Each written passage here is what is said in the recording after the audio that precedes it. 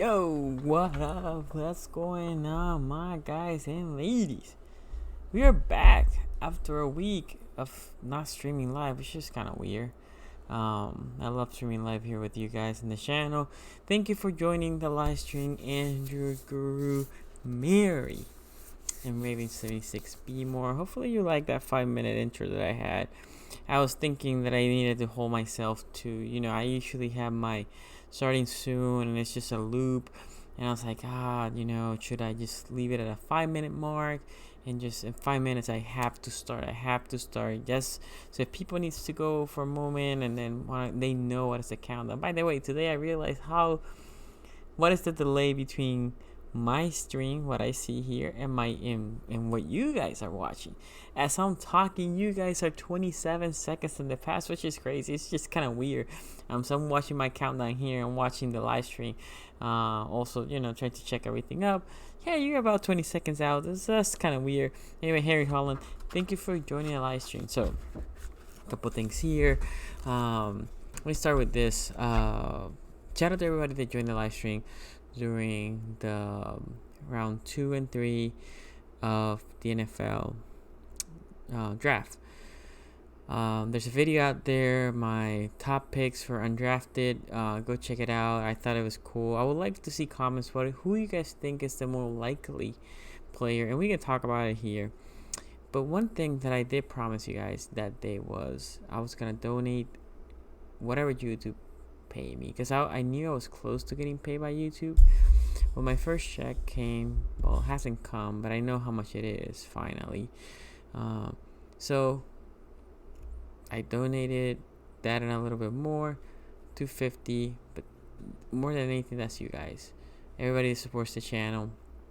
You guys have posted it on Twitter because I told you guys that I was gonna do that. So I donated to the Maryland Food Bank. Shout out to that.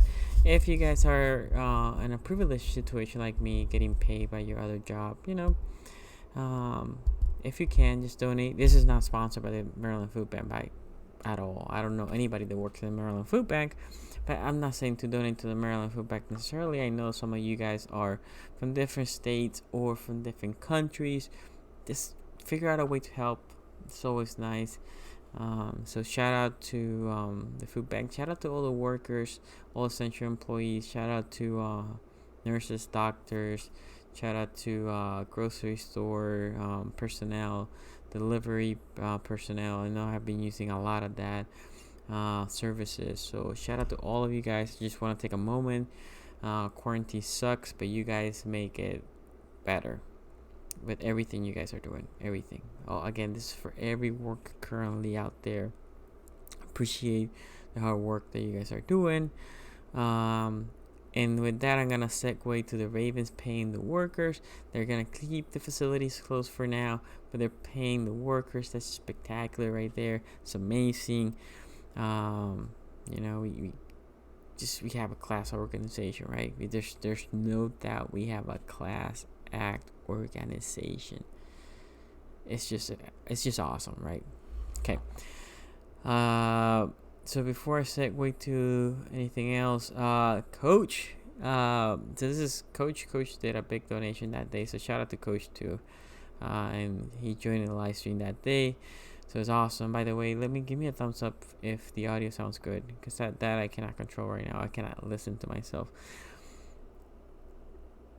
Oh man, Edward George, shout out to you, man. Shout out to Canada. I visited Canada a year and a half ago, and my daughters can't wait to go back to Canada. We had a blast in Canada. It was awesome. It was just awesome. So I purchased a ticket to the Bongos game 10-11. We have fans in this. Oh, okay. Yeah, I'm hoping. I have tried not to make anything political, right? I don't do politics in this channel. It's not my MO. What I'm hoping is we figure out a way to be safe and to have fans in the stadium, right? How, I'm not sure. But by then, right, that's October, you would think. I mean, if we're still in this lockdown thing, oof, man. It is bad, right? And again, shout out to everybody that's working. It's not me getting political or anything. It's just the fact that being locked down so long, it will be crazy. I think we're gonna have some fans. How they gonna do it, I'm not sure. I think the best case scenario is they should only allow Ravens fans. Let's start with that. And second is figure out a way to, and this will suck. I know this will suck. There's no clear best answer for this, but if I go to the opener, I can't go for the next 4 or 5 games, right? So I can allow people to come in. That way, the reason I'm saying this is because I don't think they're gonna let the sold out stadium. I don't know. It's just gonna be weird. It is gonna be weird. Shout out to Aaron. Shout out to Thomas. But Raven 76B more. You coming from Florida too, right? I think you are. So anyway, let's talk about a couple of things that I want. Also, would like to see some calls today. The phone number is, and I don't know my own phone number, so I have to always go back here and look at it. 443-292-2337. 443-292-2337. Just text me, and I'll call you back. Okay. Shout out to Garnett and Thomas Morgan. If they don't have fans, they can't use hub cities like MLB and NHL are talking about. They could. I think. I mean, by then, the NFL has a lot of money. I think testing will be good in the country by then. That players can get tested before the game, right? Before the game, every player gets tested. If you test negative, and everybody that is going to be working that day, everybody gets negative test results, you should be fine. At that point, you should be comfortable. I think the players, coaches, officials, camera people, whoever.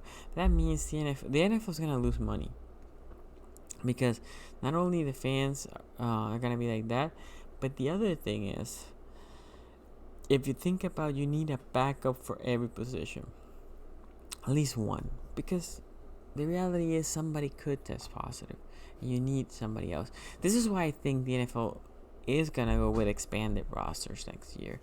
It's not going to be 53. I think it's going to be closer to 60. Could be wrong, but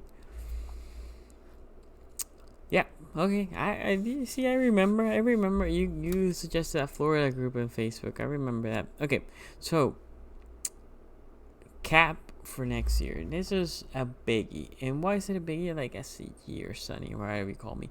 Who cares about the cap next year? Well, the cap officially this year went down, right? Went down to what they projected, about 2 mil. So, and I'm trying to figure out where's the cap number here. Anyway, the reality is cap-wise, the Ravens are looking good, but that's because Judah and Stanley are not there in the cap. So if you add those two, and Marlon coming in, creasing on the corner, the cap situation starts getting tight. So I think next year the cap is at best flatten. At worst will decrease a little. But that will be the thing for all the teams. So what does that tell you? Well, that tells you that our window's gonna get smaller. That might tell you that if Errol doesn't have a big year and you have somebody like the Joker or somebody like that having a big year, or a year that you think this guy could start, maybe Stone also looks semi-decent, well, Errol Thomas could be a potential cap saving. That's 6 mil. And this is not me, no slander on Errol Thomas. Errol Thomas is a hell of a player. He played great, but this is just the reality, right? Especially with a decreased salary. Big Baby, that's a 9.5 mil savings. And some of these can be just restructured, right? Meaning you're just going to take a flat out pay cut. I don't know if Errol will do that, because Errol will be for my highest bidder. Now, if my pay cut is still the highest pay, sure, I'll take it. But Big Baby, maybe we'll take a pay cut. Time will tell, but that's a 9.5 mil savings. Only 4.2 dead money. The other one that I was thinking that could be potential cap casualty is Mark Ingram. That's 5 mils on the savings side. So between those three is $20.5 million savings. And with $20.5 million savings, that is almost Stanley's contract. That might be a little bit more than Judah's contract for that year. That might be a little bit more than what Marlon will get, but almost what Marlon will get.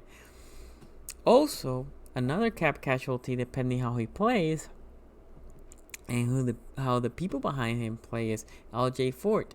LJ Fort next year will be a 2.25 million cap saving.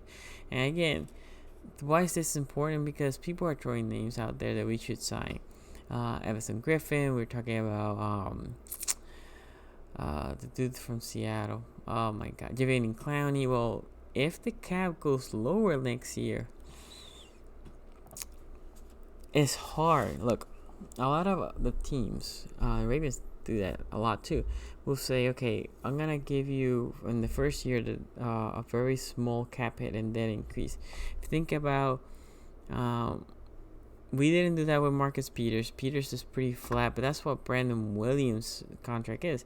His base salary is 9.25, which isn't horrible, but cap hit wise is 14.25, right?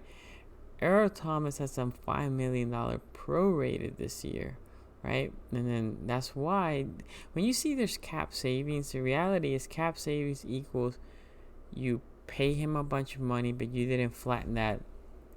That's why the cap savings are like that.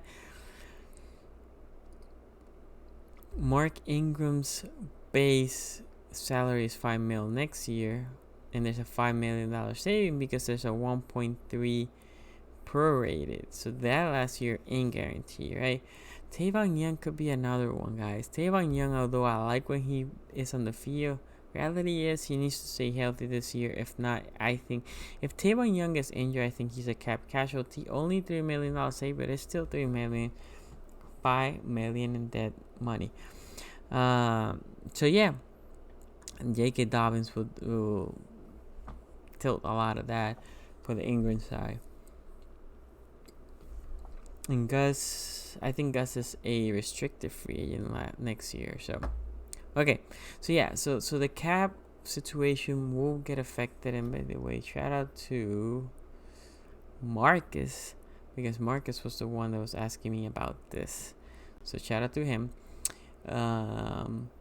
Okay, so the next that I have here is the comments. I think it was Willie Snead that LJ and Hollywood can be Montana and Rice.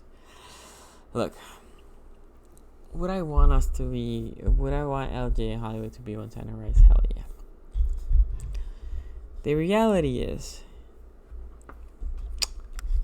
Lamar ain't gonna. You cannot. Although I love the Lamar hype, we cannot say that Lamar is a Hall of Famer at this time. He ain't close because he's only in year 2. He needs to do it for 5, 6, 7 years, right? Before you can say, well, this is a Hall of Famer career. It's a career. It's not a Hall of Famer year. It's a career, right? Not saying that about Lamar. Hollywood ain't even. He's even further out. Make a Pro Bowl, right? At least. Let's start when he makes a Pro Bowl, then we can talk. Because we have, and by the way, shout out to the AFC North Talk channel. If you haven't, go subscribe to the AFC North Talk. It's a good channel. It's fun. Check it out. Anyway, I said there was. Anyway, I had Hollywood 5th. I had sorry guys. I had the Cleveland kids or receivers as 1 and 2, I think. I had AJ Green or maybe Tyler Boyd in the mix, and I had us 5th. I had Hollywood 5th. I think I had him over Juju. I'm not quite sure, but I had Hollywood 5th in the division. But that's in the division, right? He ain't got top 10, top 15. So he needs to do stuff like that before we can consider him Montana and Rice. He ain't gonna be close to Rice. Lamar's not close to Montana. Both of them need just more time. This is not me that they can't be that. They just need more time. They need more time. But that was a big statement, right? I don't like those blanket statements this early in the year. If Lamar gets a second MVP, then we can talk about, ooh, look. Now we have more of a track record, and especially if he goes MVP, we win the Super Bowl and Super Bowl MVP. Ooh, Now you're knocking on that door, Hall of Fame, right? Now you have back-to-back MVPs. Not many players have that. Super Bowl ring, Super Bowl MVP. Right now you're in the conversation like, oh, this dude might be legit, right? Still on the rookie contract, so we can maybe push another run on their low salary. I think it's just premature right now crowning Lamar as Montana Rice, but the potential is there for this offense, okay? But I want to know, before I keep going, what do you think about that comment? Do you think it's fair? Do you think it was premature? Okay. So the other topic that I wanted to segue is Boykins to tight end. I don't understand this. I don't understand why are we obsessed. Hopefully I didn't botch my pronunciation. It's not always the best. Why are we all obsessed with this? Hold on here. With this Boykins to tight end. Why?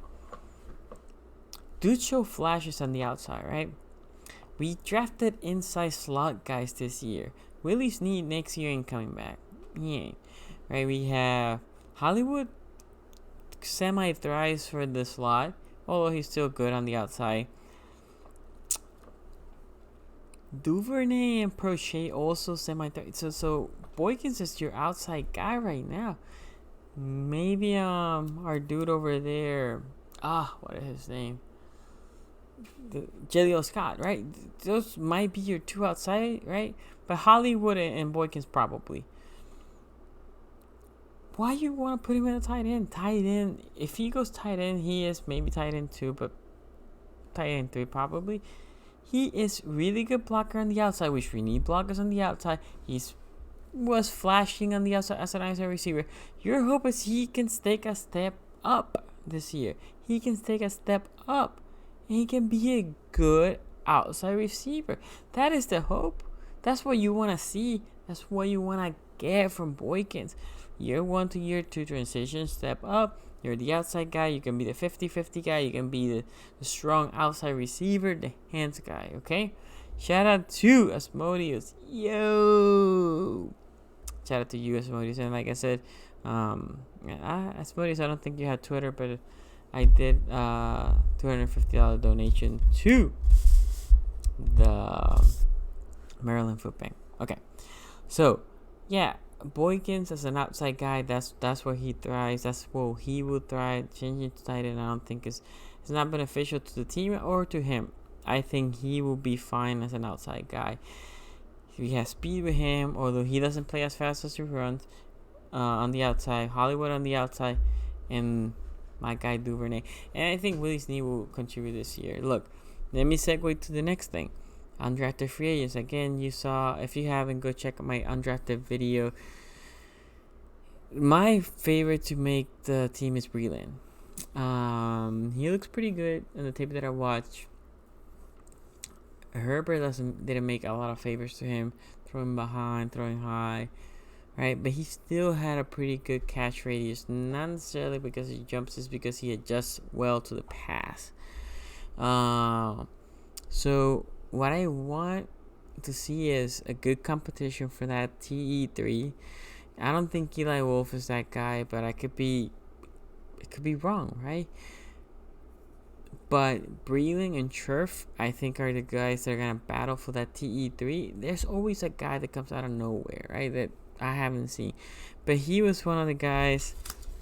Let me see, because I still have my papers here.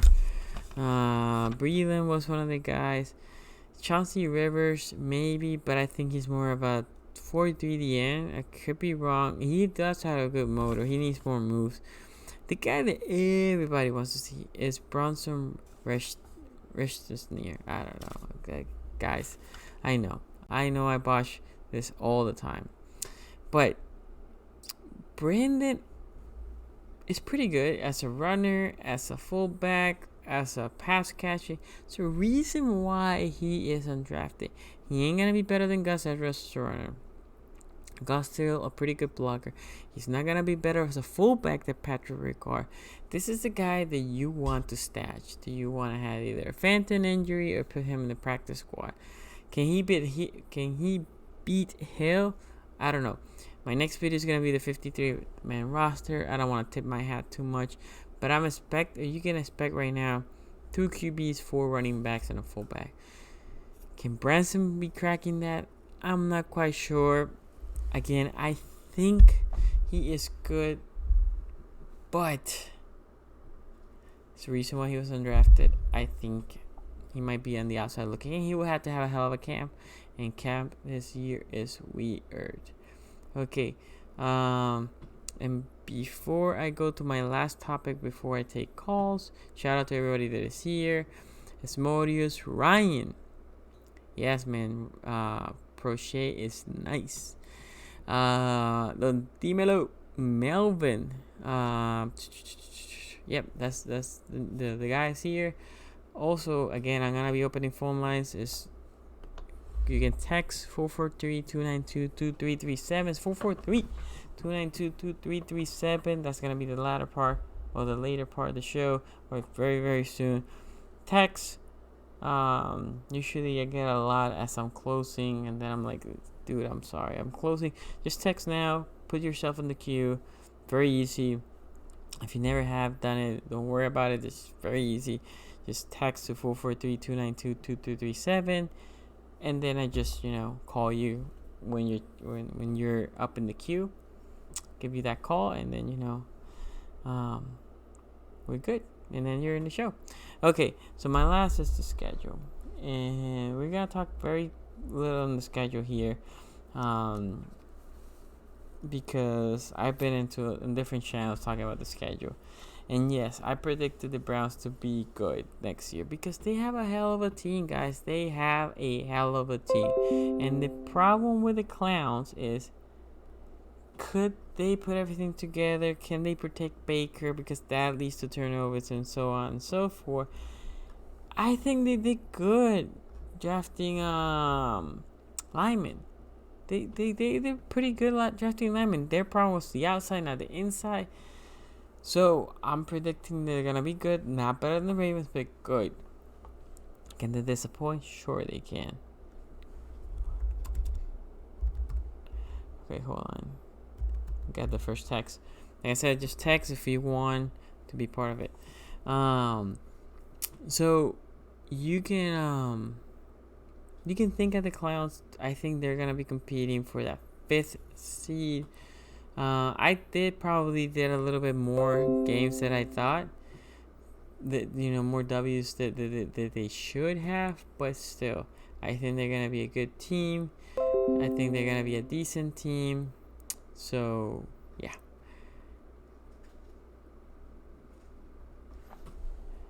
Hold on. Let me text a couple you guys back.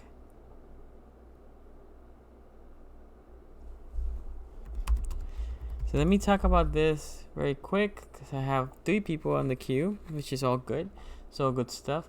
I love to hear from you guys. So, okay, so Clowns week 1. Look, as I was telling Quincy, and we might be having a bet. This is week 1. We have a lot of hype. Could be a disappointing game for us, maybe. But however, I usually have a hyper focus. I think that's a dub. And then we go to the Texans. We're going to spank that Texans. Texans, they're worse than last year. We're going to spank them. This is the big game. Week 3. And now, against the Texans, can we have a disappointment because we're looking at the Chiefs? We could. We usually don't, but we could. Then against the Chiefs, this is going to be a hell of a game. I think this is a toss-up game because I don't think M&T Banks is going to be as loud because I don't think at that point we're going to have all the fans. So hopefully they let us pump some noise. But yeah, then we get another home game against the Redskins. I think that should be a W. Let's be honest. The Bungles game should be an interesting game, but should be a W. This is the first game that I think we might be a loss against the Eagles. Then the Squealers, I think that should be a W again. Steelers, for me, ain't that going to be that good. I think they might regress from last year. The Colts game is going to be an interesting game. I think that's a toss-up game. unless Villarreal was trashy like last year. Patriots, that should be a W, and that's after a bye, right? No. The bye was for the Colts game. So you know what? After a bye, yeah, that's an L for the Colts. Then the Patriots, the Titans. We won revenge against the Titans. Let's be honest. So I don't see us losing to them. Then the Squealers on Thanksgiving. Look, us in primetime has been hell of a good with Lamar. I don't think we slow down. I think we're gonna be great. And then the Cowboys against primetime coming to the bank. That's an L for the Cowboys, a dub for the Ravens. Then we get a mini bye before the Clowns. The Clowns got the short stick out of this against us because the Steelers had a better schedule against us, right? We get Eagles tough game, then we get the Steelers. And then we go Titans a tough game, and then we go Thursday night, right? So they got a favorable schedule. The Steelers did against us. Whoever did the Steelers schedule did a favorable matchup against us. The Bengals too, because they were the last week. The Browns was the short hand. If you think about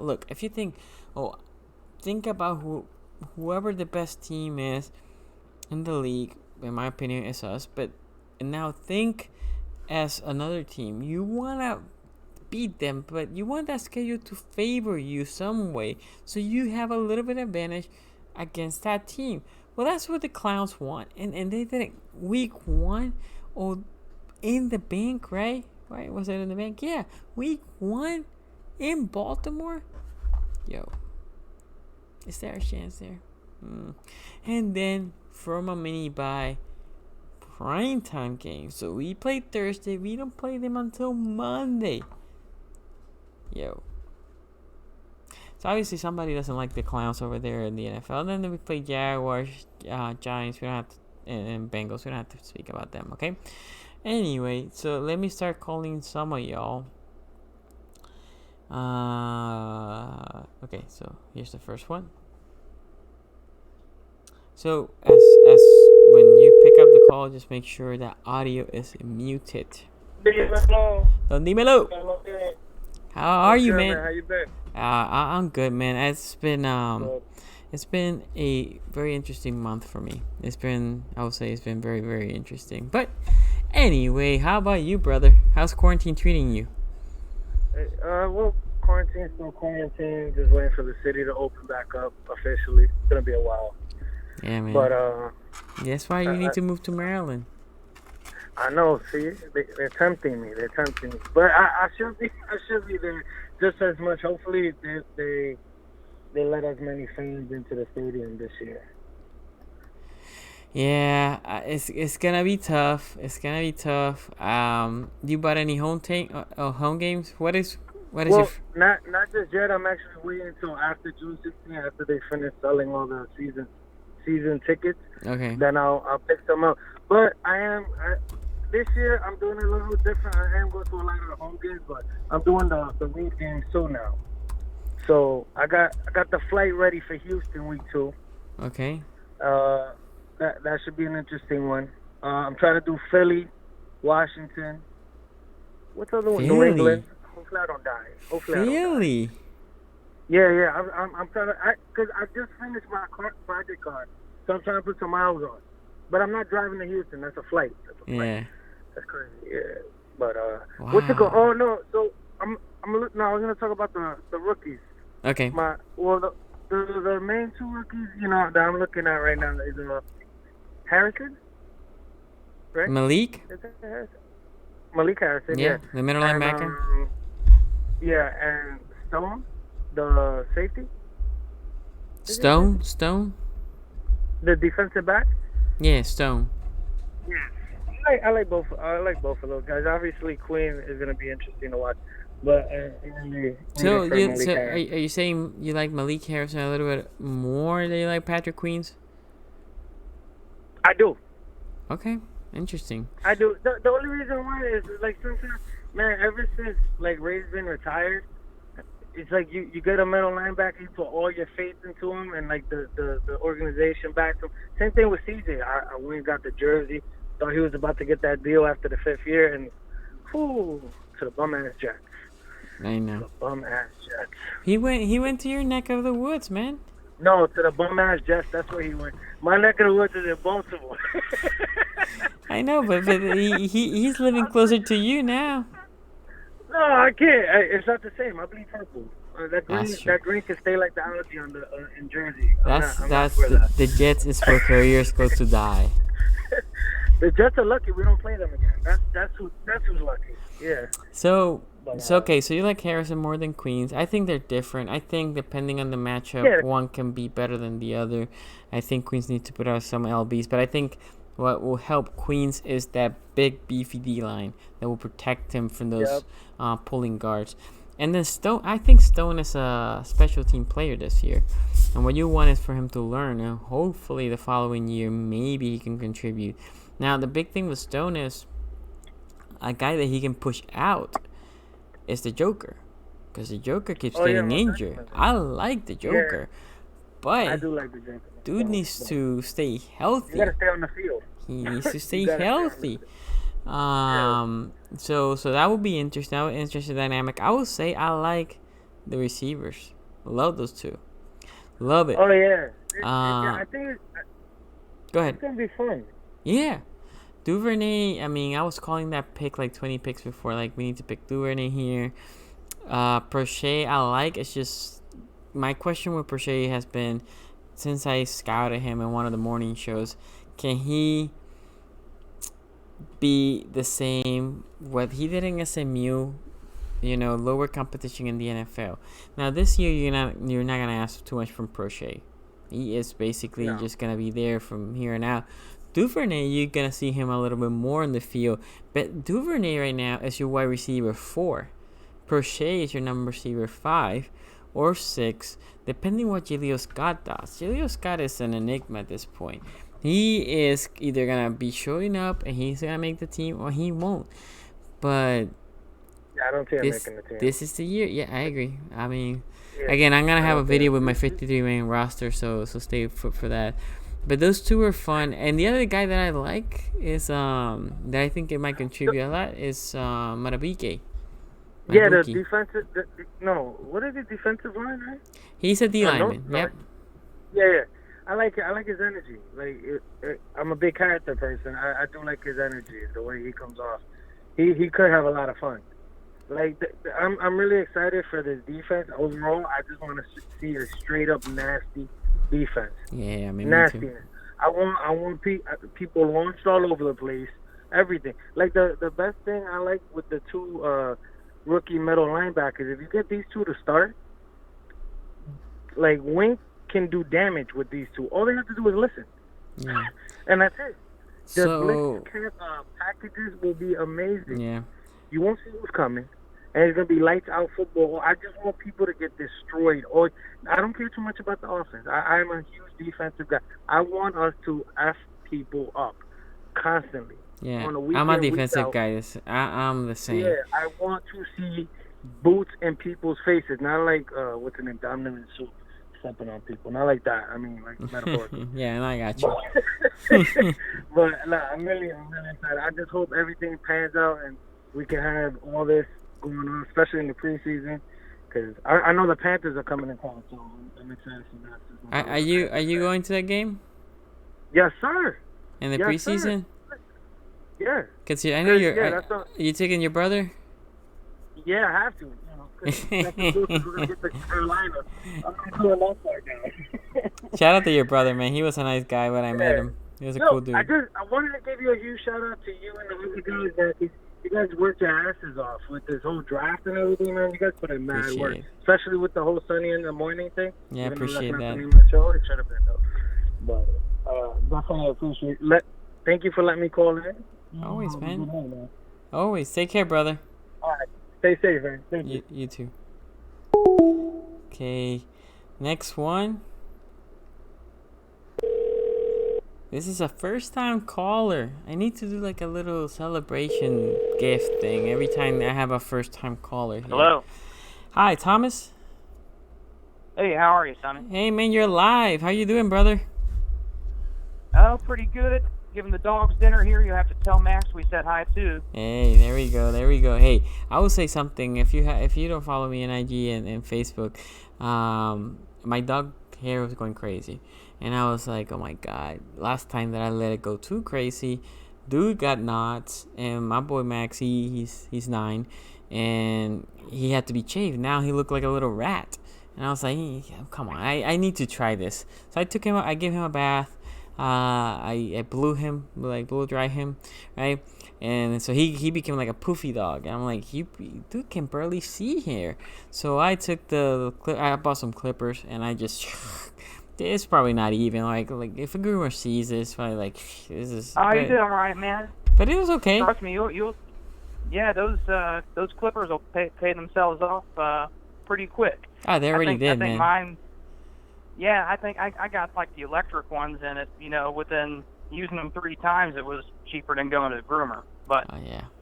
I digress. I wanted to talk a little bit about that idea of using hub cities for the games if they decide not to have fans. Mm-hmm. Yeah. So Major League is floating it. Go ahead. Yeah, it's definitely within the realm of possibility. So it's worth keeping in mind because it would cause some big schedule changes. Mm-hmm. But with 8 divisions, they could make it work with using just 4 cities. And you could, all right, so say the Ravens play the NFC East and the AFC South. Mm-hmm. So you could start your season, say, they have a central location, and all the AFC North and the NFC East all play their games against each other, and you could also work in half of your in-division schedule. And that gets 7 of each team's games done.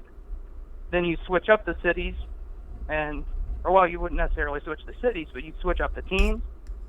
So you'd have then the Ravens and the AFC North go to your AFC South and play your next slate of 7 games there. So it's a way they could really reduce travel and reduce contact. So I think that's something that they probably have on the table. Yeah, that's the way that it looks like NHL is going.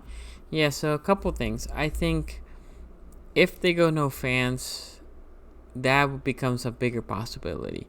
Because with no fans, you don't need that big of stadium. You can go to a smaller stadium as long as the feel is the right feel.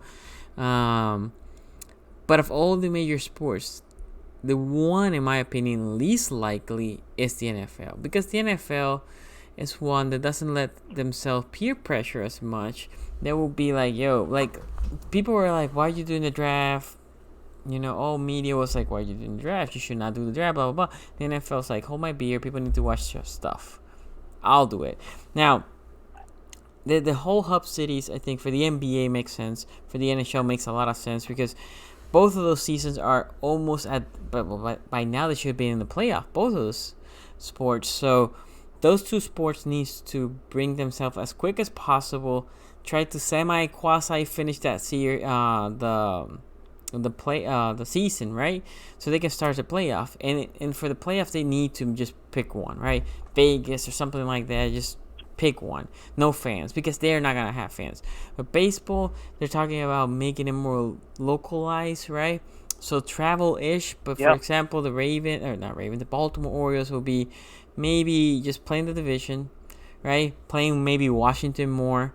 Yeah, they were talking about breaking it into 3 regions, and you wouldn't have National League and American League. You'd have West, Central, and East. You basically are gonna travel by bus, right? Not necessarily by plane, but it's more localized, maybe trains or buses.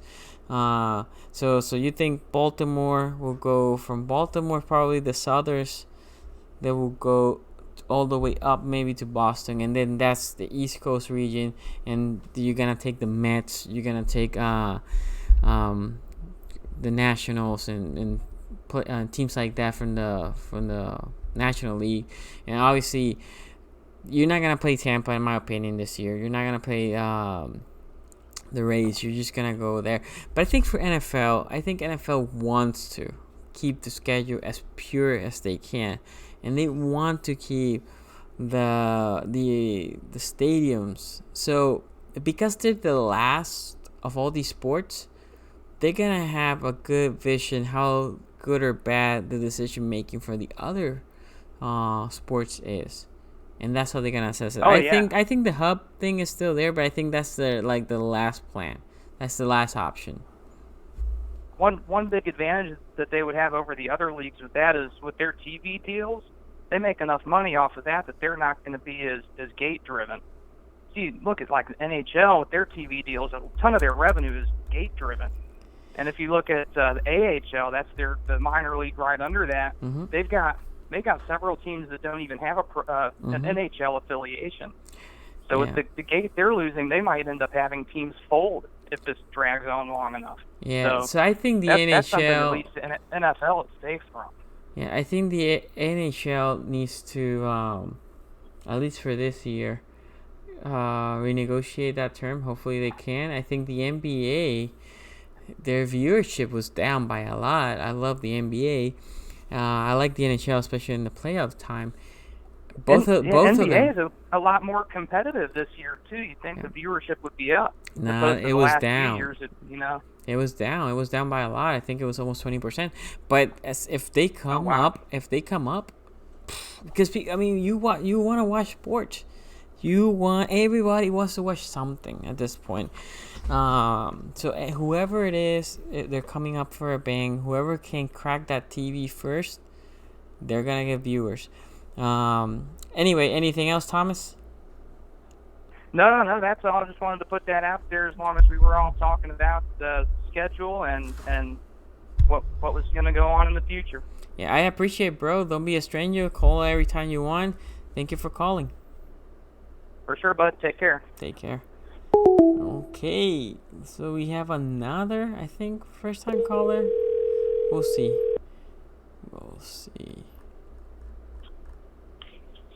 Sonny, what's good? Yo, how you doing, man?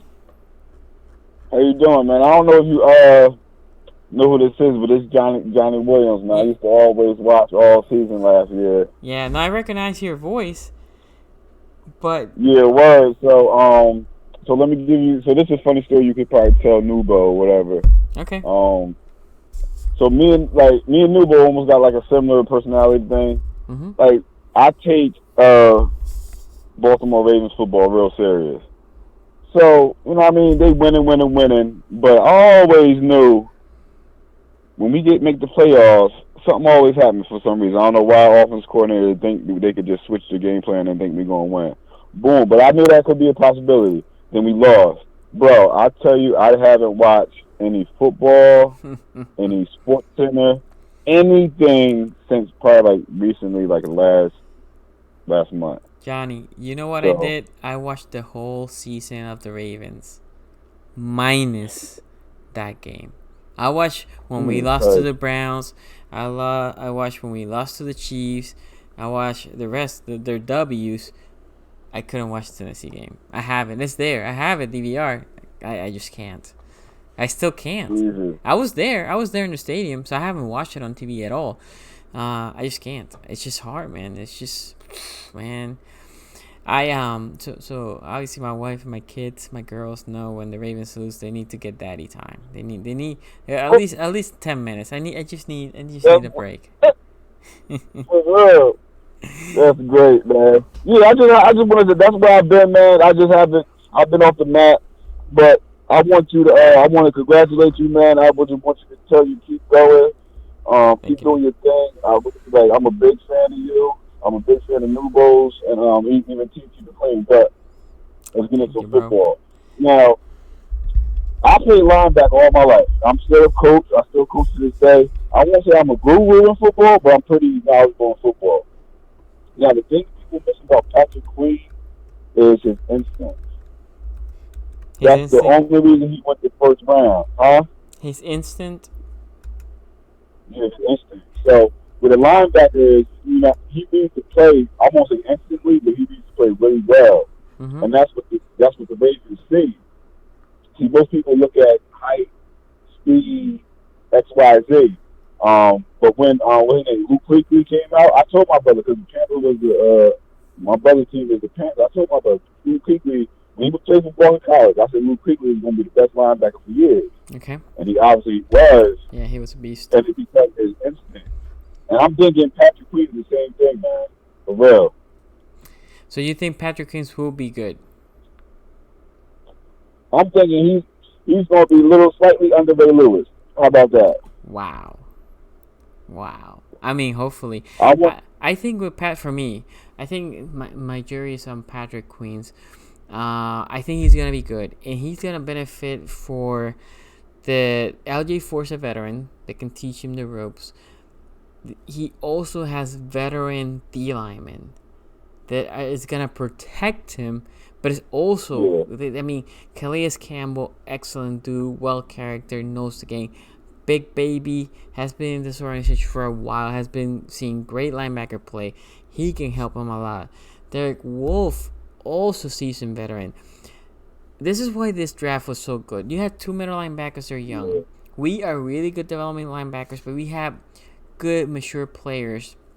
Earl Thomas as a safety also can help him, also can teach him.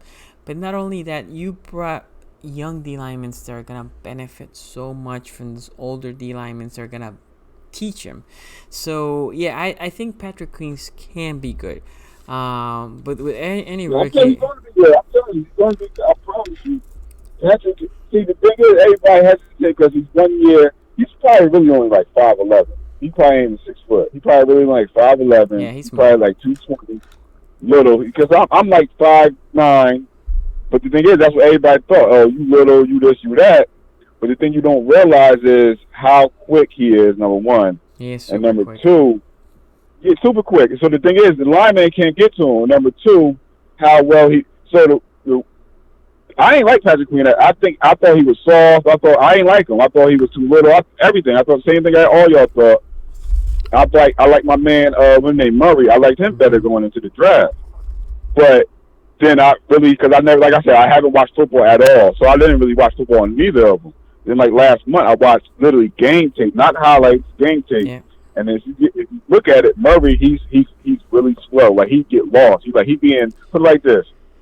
Let's say a play fake, he would be instead of rushing or covering somebody, he covering grass. Mm-hmm. That's what Murray do. Yeah, his instincts are not great. Yep. Yeah. Patrick Queen, he's going to look at receiver 1, receiver 2, and know what route they about to run, and he's going to cover that route. Mm-hmm. So that's the instinct. And actually, Malik Harris has a really good instinct like that too. He does. He has really good pass instinct. That's why I think they got him. You know what I'm saying? Yeah. No, my last thing. Go ahead. Go ahead. My fault. No, what I was gonna say, my worst thing from Queens is he doesn't. Okay, so if a pulling guard gets to him, and the pulling guard engages with him, he doesn't know how to detach himself. Look, so when I was watching film, what you want from the middle linebacker is to extend those arms, not to let that O-line get to you. And he basically, with the O-line got to him, he let him basically engage with him, and he was done. So that's one thing. Now I'm hoping that our D-line prevents that. But he also needs to learn. He needs to learn because as you extend those arms, then you can see that play develop, and then you can still be part of the play, right? So that's the only thing that I really saw that he did not great. The rest of the stuff is, sometimes he does launch, sometimes he doesn't wrap up well, which I hate. But this is not only him. One of my favorite Ravens here for the past couple of years, Tony Jefferson, he used to launch a lot, and he used to drive me crazy because a short tackle will be a bounce and the guy keeps going, right? So those are very, very minor things. The bigger thing that I saw was that pulling guard or fullback, he needs to make sure he extends those arms, doesn't let that guy get to his chest, because if not, you're done. But go ahead, you were going to say something else. Well, to rebuttal that, and to see, like I said, I'm a linebacker all day, so I know anything about linebackering. So to say, okay, he does need to do something better. That's number one. Number two, let me just give him his thought. See, there's a couple techniques you could do when a lineman come. It's two type of linebackers. Linebackers don't worry about the tackle, worry about the running back, or he gonna worry about the blocker. Mm-hmm. See, I was the person who worried about the blocker, get him off me, then I worry about whatever. Yep. But if you know your assignment, know your leverage, and know your gap, you can shoot that gap. You know what I mean? True. And sometimes if you shoot that gap, dip your shoulder and dip your shoulder to that lineman, he can't touch you. So that maybe he's trying that sometimes. But my last thing I wanted to say about is Prochet. I think Prochet is going to be better than Dumerville, whatever his name is. Duvernay. Yep. And the key, Duvernay. And the reason why is, if you ever watch Prochet highlights tape, it's not ability. It's not I'm faster than you. It's not It's 1-2. I got more. It's 1-2, and you nailed it. Yep. And that, bro, that don't. You can have. I heard what you say. You said, "Oh, this is the level of competition, bro." You can have God on him. You can have Jesus Christ himself. I promise you, he's gonna find a way to try to catch that ball. It's just something built in him that he's just a competitor, and I think that gonna go a far way with blocking and running the nasty routes. Let me see what you think about that. No, and I'll take that off, bro. No, well, thank you for calling, man, and I always appreciate this inside call. I love it, man. I appreciate that. Yeah. So what I will say is, with Duvernay and Prochet, I think both of them are bulldogs. I think both of them are like high energy. I'm hoping, and this is just me hoping, what I want is for one of the two, I don't even care who, can become Steve Smith, right? Because both of them are not the tallest guy. Neither of them are. Neither of them are super fast, right? Duvernay is faster than Prochet, but neither of them are like 4.3, right? 4.3 flat. Which Steve Smith wasn't either, but both of them are shifty. Both of them are aggressive, but Prochet, on a 50-50 ball, on a ball up in the air, he looks to me on tape that he fights for that ball better, that he comes with the ball more often than not. And again, I understand what you're saying, because he has the want to. He has the want to. You cannot teach that. You can't. No. You can't teach that will. Yeah, that's just will. And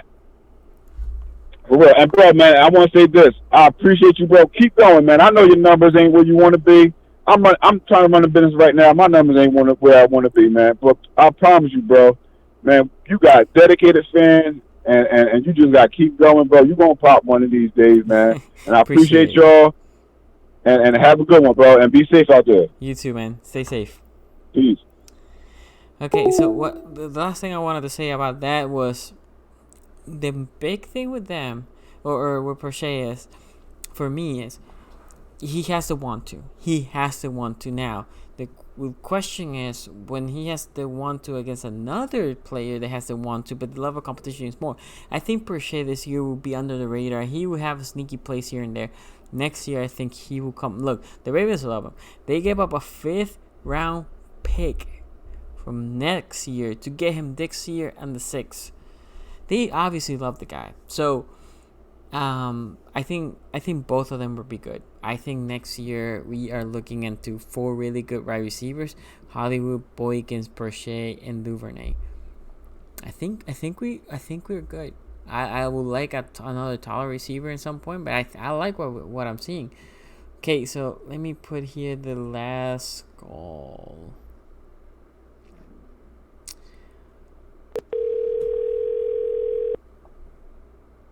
He might, because I don't think the Anthony Thomas survives. Yo, what's up, man? Yo, Smodius. What up, brother? How you doing? How you been, man? How you been? It's been a roller coaster. I'm not gonna lie, in the past couple weeks, but we're here. We're good. We're happy. Nice. That's good to hear, man. It's good to hear. How about you? How's the quarantine treating you? Trying not to lose my mind. You're in Virginia, so the places that you live in Virginia is still pretty close, right? You say what? The place that you live in Virginia, because you're in Northern Virginia, right? Prince William County, so yeah, pretty much Northern Virginia. Yeah, so that's still pretty in lockdown, right? Yeah, for the most part. I mean, just so happens that my county has the highest totals for COVID-19 right now in Ooh, Virginia. So we'll see. damn. Yeah, that sucks, man. Well, stay safe. But hey, you call. What do you want to talk about? Man, I really hope that they actually have the live games come on this season. Like, there's Me a too. lot of games that I really want to see. What games? Give me Yeah. your top three. Give me your top three. Top three. Yeah, top three games you want to go Uh, see. so for sure, I want to see the Browns and the Ravens. Home I opener. want to see. I want to see that one. I want to see the Chiefs. Absolutely. Ooh, For some reason I like to see the games where quote unquote the Ravens should be losing, because okay. we usually give a really good fight, Mhm. if not win the games, and Yeah. it's great football to watch. So those two you're planning to What go. those that, and then the last one for sure is the Cowboys game. Ooh, that's gonna be a big one. On Thursday night. Yeah, so this so happens my best friend's a Cowboys fan, so I'm probably gonna shit on him the entire night. Are you gonna go? Is he going with you? Yeah, Okay. I think those are three great games, man. If you can make those happen, those are spectacular games. Other than going to the Steelers, obviously that's always a marquee game, and the tits, as noobs likes to call them. Uh, those are three great games, man. If you can go to those three games, whoo, man, that's awesome.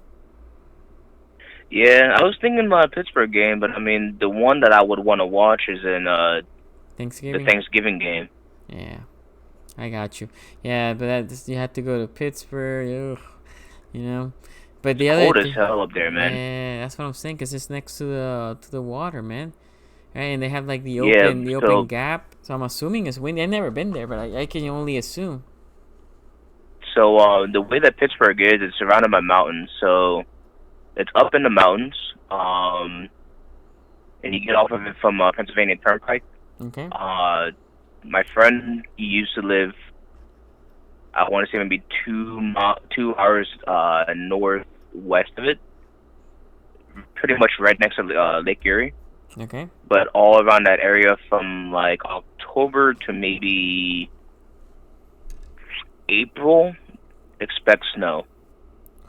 That's a lot of Like snow. that entire time, and when it hits snow, when it's really hitting, it's gonna be up to your belly button, if not your chest, and that's pretty consistent. Whew, that's too much snow for this Caribbean guy. I like how the snow looks, but shoveling and all the other stuff, the beer cold, too much, man. Everybody drives trucks up there. There ain't nothing else. You have to, right? Yeah. That's crazy. So man, hopefully you can go through those three games, and somebody say here, hope with it. Shout out to him. Football's happening. I think football's happening. The question is, will it have fans? I don't know. That's it.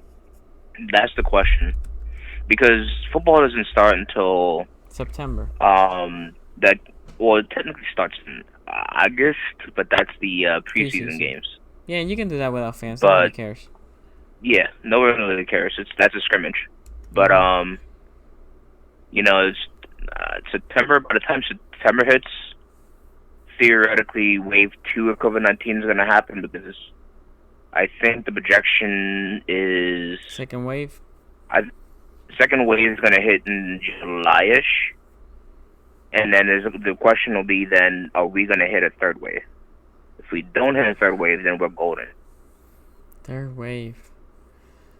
Man, I think if you hit a second wave, you just need to make sure you bend the curve on the hospital beds. But other than that, just keep it rolling to try to figure out if we can get to herd immunity and protect the people that are the more vulnerable. Yeah, based on Spanish flu projections, I want to say it was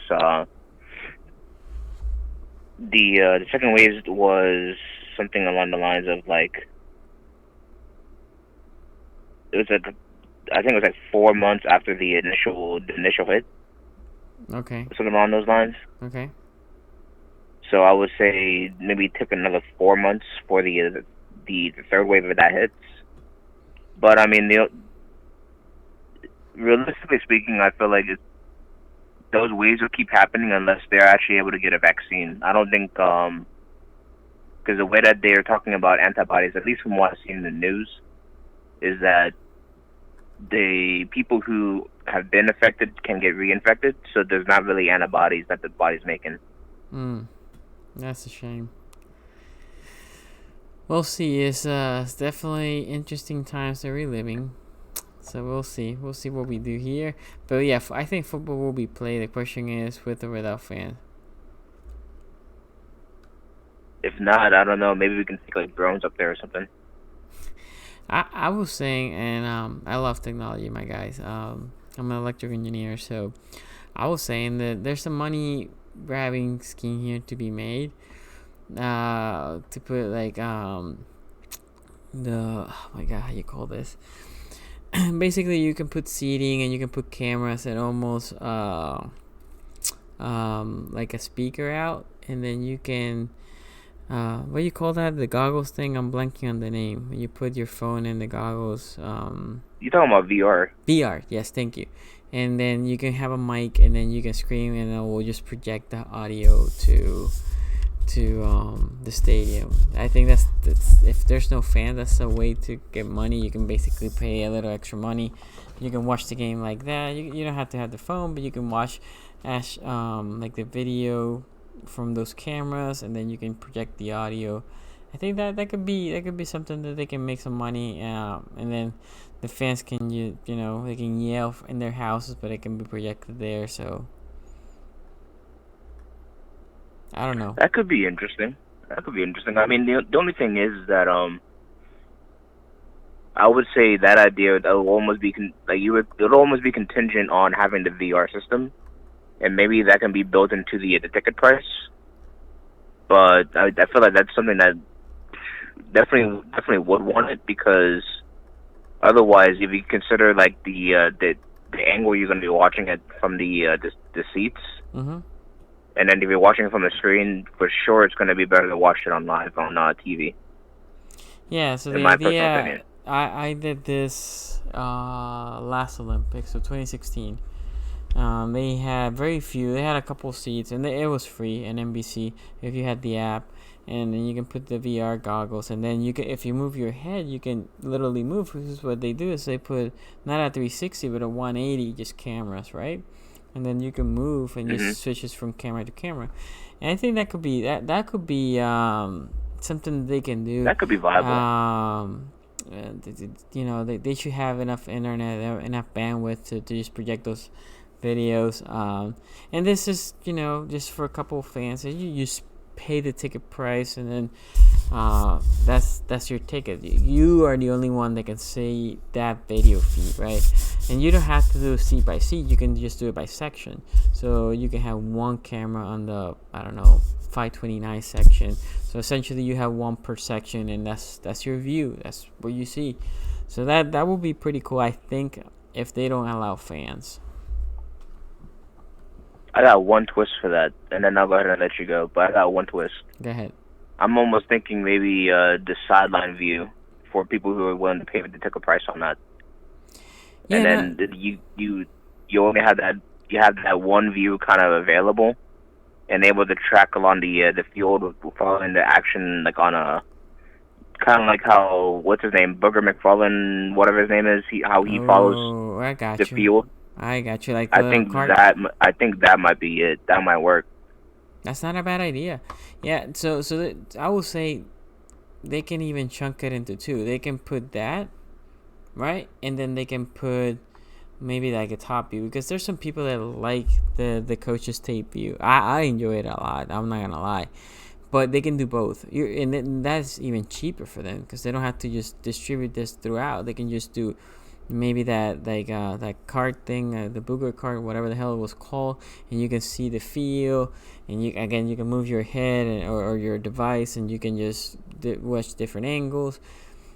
And you can have a top view of the field if you like that too.